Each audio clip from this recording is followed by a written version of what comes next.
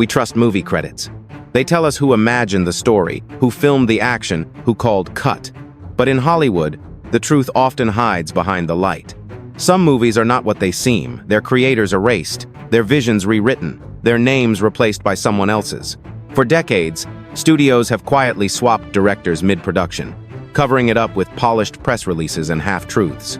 One filmmaker starts the journey, another finishes it, and the audience never learns the difference. The tone changes, the rhythm shifts, and the story itself becomes a hybrid part dream, part damage control. These aren't remakes, they're cinematic hostage situations. Some of these films were saved by their secret directors, others were mutilated in the process. Either way, each one carries a ghost, a creative spirit that was silenced but never truly gone. Sometimes you can feel it in the cuts, the color, the awkward transitions that don't quite belong. It's the trace of someone who once saw a different film, one we were never allowed to see. In this episode, we'll unmask 15 action movies that were reshot, rewritten, or rebuilt by directors who never received a single line of credit. Behind every explosion, every chase scene, every frame of chaos, lies a story of replacement, compromise, and betrayal. Hollywood doesn't always erase failure. Sometimes it erases authorship. Let's uncover the 15 films that were directed by ghosts and hidden in plain sight. Fact: Catchfire, 1990. When Catchfire premiered in 1990, audiences barely noticed the name Alan Smithee in the credits, but inside the industry, it was a scream for help. That alias meant only one thing: the director wanted out. Dennis Hopper began the project as both lead actor and director, shaping it into a moody, offbeat thriller about obsession and escape. Then came the studio notes. Executives demanded cuts, reshoots, and an entirely new tone. Hopper fought back, lost, and walked away. By the time the film was finished, nearly half of what he shot had been replaced or re-edited. Outraged, he disowned the final product, hiding behind the pseudonym Alan Smithee. The movie that survived was a ghost of his original vision, corporate, hollow, and strangely lifeless.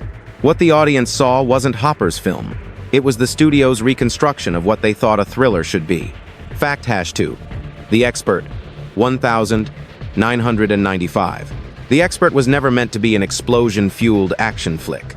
Its first director wanted something darker, a story about morality and vengeance, not bullets and bodies. But tension on set boiled over when producers demanded more action, less emotion. Within weeks, the director was quietly replaced, and a second unit team was brought in to redo almost every major sequence. Fights were refilmed, blood was added, and the pacing was cut to match the growing trend of mid-90 seconds action chaos. When it hit video shelves, the original story was unrecognizable. No one ever confirmed who shot the final version, and even crew members avoided interviews. Watching The Expert now feels like flipping channels between two movies, one thoughtful, one desperate, both trapped in the same frame. Fact #3 Hard Justice, 1995. The making of Hard Justice was as violent behind the scenes as it was on camera. Director Greg Yaitanes entered the project hoping to give it grit and authenticity, a hard-edged martial arts film with heart. But after a series of creative disputes, he was suddenly gone. The second unit, initially hired to film stunts, took control of the shoot with no public announcement. Action scenes were reimagined from scratch, favoring intensity over coherence. The original story was sliced apart in the editing room, stitched together with footage from two competing visions. Yaitanes' name remained on the credits, but most of the film no longer belonged to him. Hard Justice became the kind of movie that lives up to its name, only the real fight happened off-screen. Fact #4 Cybertracker, 1994. During the sci-fi boom of the early 90 seconds, Cybertracker looked like a safe-bet cyborg cops, digital rebellion, easy money. But halfway through filming, its director suddenly vanished from the project. No explanation, no farewell. The studio, already behind schedule, ordered the assistant director to finish the film in silence. Overnight, the tone changed. What began as a sharp, futuristic thriller turned into a patchwork of reshoots, filler dialogue, and recycled fight scenes. The low-budget chaos was hidden behind flashy editing and synthetic music. To the audience, it was just another B-action release. But insiders knew that Cybertracker had been finished by someone who never saw their name in the credits. Even now, the final film feels fractured, as if a machine, not a man, had pieced it together. Fact #5. Intent to Kill. 1992. Few productions embody confusion like Intent to Kill. It began as a single, tightly written cop thriller until studio interference split it in two. One director was tasked with the emotional drama, the other with the shootouts. Neither had control over the full script. Scenes were filmed in isolation, tone shifting from noir melancholy to pulpy mayhem without warning. The final edit was a frantic blend of styles that never met. Only one name appeared in the credits, but both directors' fingerprints are visible. On-screen mismatched lighting, inconsistent pacing, even different film stocks. Watching Intent to Kill is like seeing two realities fight for dominance, with the story itself as collateral damage. Fact #6. Supernova.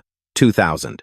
Supernova was meant to be a sleek, sci-fi thriller under the command of Walter Hill, but from day one, disaster was waiting. The studio panicked over tone and budget, pushing Hill aside before post-production even began. Jack Shoulder stepped in to salvage what he could until he too was replaced. Then came Francis Ford Coppola, brought in to quietly advise and reshape the movie in the editing room. The final cut was unrecognizable. 3 directors, 3 visions, 1 catastrophe. Walter Hill refused credit, signing it under the fake name Thomas Lee. Ironically, the title Supernova fit perfectly a production that imploded under its own pressure, leaving nothing but fragments of brilliance scattered in the wreckage. Fact #7. Exorcist. The Beginning. 2004. No film better exposes the clash between art and commerce than Exorcist, The Beginning. Director Paul Schrader envisioned a quiet, psychological horror, more tragedy than terror. But when the studio screened his cut, they panicked. Too slow. Not scary enough, they said. Schrader was fired, and Rennie Harlan, known for loud, explosive blockbusters, was brought in. He reshot nearly the entire film, about 90% turning contemplation into carnage. The final product was drenched in blood and chaos, yet hollow at its core. Years later, Schrader's original version surfaced under a new title, Dominion, prequel to The Exorcist. Watching them side by side is like witnessing a creative exorcism, one filmmaker replaced by another, fighting for the same soul. Fact #8. American History X. 1998. Director Tony Kaye began American History X as a brutal, unflinching portrait of hate and redemption. But after seeing the rough cut, star Edward Norton believed the story needed a more emotional approach. He re-edited the film himself, adding scenes, extending monologues, reshaping tone. The studio approved his version, rejecting Kaye's. The director tried to remove his name, even begging to be credited as Humpty Dumpty. They refused. Norton's cut was released and acclaimed. Kaye's career, however, never recovered. It's one of Hollywood's cruelest ironies, the masterpiece that ended its creator's future. Behind every frame of American History X lies a silent argument, frozen forever in celluloid. Fact #9. Solo. A Star Wars Story. 2018. When Lucasfilm hired Phil Lord and Chris Miller, they expected a playful spin on the Star Wars universe. But what they got was chaos, improv-heavy, comedic, unpredictable. Halfway through filming, the duo was fired and replaced by Ron Howard, the studio's trusted veteran. Howard reshot about 70% of the movie, adding polish but stripping away personality. The production ballooned into one of the most expensive in Star Wars history. Critics called it technically fine, emotionally empty. Fans could sense the identity crisis, a smuggler's story told by a committee. Solo became the rare blockbuster that felt like it didn't belong to anyone. It was both too safe and too broken, a movie that lost its soul somewhere in hyperspace. Fact #10. Catchfire. 1990. When Catchfire premiered in 1990, audiences barely noticed the name Alan Smithee in the credits, but inside the industry, it was a scream for help. That alias meant only one thing. The director wanted out. Dennis Hopper began the project as both lead actor and director, shaping it into a moody, offbeat thriller about obsession and escape. Then came the studio notes. Executives demanded cuts, reshoots, and an entirely new tone. Hopper fought back, lost, and walked away.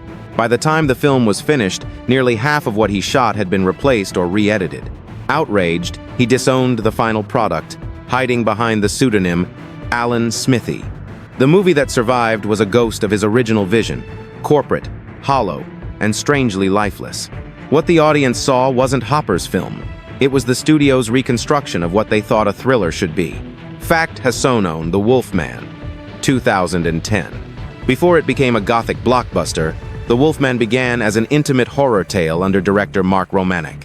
He wanted elegance, atmosphere, a story about loss and curse, but the studio wanted speed and spectacle. Clashing visions forced Romanek out weeks before shooting. Joe Johnston was rushed in, inheriting sets, scripts, and chaos. Massive reshoots followed, replacing moody silence with jump scares and CGI. What emerged was a monster stitched together from two philosophies, one poetic, one commercial. The final film looked expensive, but hollow. It wasn't a creative disaster so much as a creative amputation. The Wolfman was no longer Romanek's tragedy or Johnston's triumph, it was a studio's experiment in control. Fact Hasson 2 Rogue One, a Star Wars story, 2016. Behind Rogue One's triumph lay a quiet replacement. Officially directed by Gareth Edwards, the film's third act was extensively reshaped by Tony Gilroy, who was brought in after troubling test screenings. Gilroy rewrote dialogue, directed new scenes, and crafted the now iconic Darth Vader corridor sequence. The final film flowed better, darker, sharper, but it was no longer purely Edwards' work. He accepted the credit, though insiders say only 2/3 of what made it to screen was his. In an industry built on collaboration, Rogue One blurred the line between teamwork and takeover. It became a rare case where a ghost director didn't destroy a movie, he perfected it. Fact Hasson 3 Tomb Raider, The Cradle of Life, 2003. When Tomb Raider, The Cradle of Life entered production, director Jan de Bont wanted to evolve Lara Croft beyond the video game fantasy to make her human, scarred, and morally conflicted. The studio, however, saw only one thing: box office potential. As early cuts came in, executives demanded more action, less emotion. Soon, the second unit team, originally hired for stunts, was assigned to reshoot the major set pieces: explosions, chases, fight scenes. De Bont's vision of complexity was buried under spectacle. Even Angelina Jolie later admitted the final film lost something real. What remains is a lavish, restless blockbuster that entertains but never breathes. It's a film built on compromise, one that traded its soul for a perfect frame. Fact Hasson 4, The Island of Dr. Moreau, 1996. Few productions in film history spiraled as wildly out of control as The Island of Dr. Moreau. Visionary director Richard Stanley dreamed of a surreal, disturbing adaptation of H.G. Wells's classic. But from day one, he clashed with studio executives and stars Val Kilmer and Marlon Brando. After just a few days of shooting, Stanley was fired and replaced by veteran John Frankenheimer, whose only goal was to finish the movie by any means necessary. The set became a circus of resentment and madness. Kilmer refused direction, Brando improvised entire scenes, and Stanley, in an act of bizarre defiance, snuck back onto set disguised as one of the mutants. The final film was a catastrophe, a cinematic Frankenstein of egos and desperation. What should have been visionary became infamous, a film literally directed by two men, neither in control. Fact Hasson 4, The Island of Dr. Moreau, 1996. Few productions in film history spiraled as wildly out of control as The Island of Dr. Moreau. Visionary director Richard Stanley dreamed of a surreal, disturbing adaptation of H.G. Wells's classic. But from day one, he clashed with studio executives and stars Val Kilmer and Marlon Brando. After just a few days of shooting, Stanley was fired and replaced by veteran John Frankenheimer, whose only goal was to finish the movie by any means necessary. The set became a circus of resentment and madness. Kilmer refused direction, Brando improvised entire scenes, and Stanley, in an act of bizarre defiance, snuck back onto set disguised as one of the mutants. The final film was a catastrophe, a cinematic Frankenstein of egos and desperation. What should have been visionary became infamous, a film literally directed by two men, neither in control. Bonus fact: Blade, Trinity, 2004. What was supposed to be a triumphant finale for the Blade trilogy turned into one of the most toxic productions in modern Hollywood. Writer-turned-director David S. Goyer stepped in to complete the saga, but his collaboration with star Wesley Snipes disintegrated almost instantly. Snipes reportedly refused to communicate directly with Goyer, choosing instead to deliver notes signed, "From Blade." Crew members described a set divided in silence, the lead actor isolated, the director overwhelmed. To keep the film from collapsing, Goyer secretly handed several action sequences to his stunt coordinators and second-unit directors, who reshot major scenes without credit. By the time post-production began, Blade, Trinity was a mosaic of conflicting footage edited together out of necessity rather than vision. The finished movie felt disjointed, uneven, drained of the intensity that once defined the series. Years later, both Snipes and Goyer admitted that the experience nearly destroyed the franchise. It's fitting that a movie about vampires ended up lifeless, drained by ego, exhaustion, and too many hands behind the camera. 15 action films, 15 stories of silent replacements. Some were saved, others were lost. But all share one haunting truth. What we see on screen isn't always the movie that was meant to exist. Hollywood edits its legends the way it edits its films carefully, quietly, and sometimes cruelly. Now the question is yours. When a film is reshaped by unseen hands, who truly deserves the credit, the visionary who began it, or the stranger who finished it? Tell us. Which version would you rather watch, the one they released, or the one they tried to erase?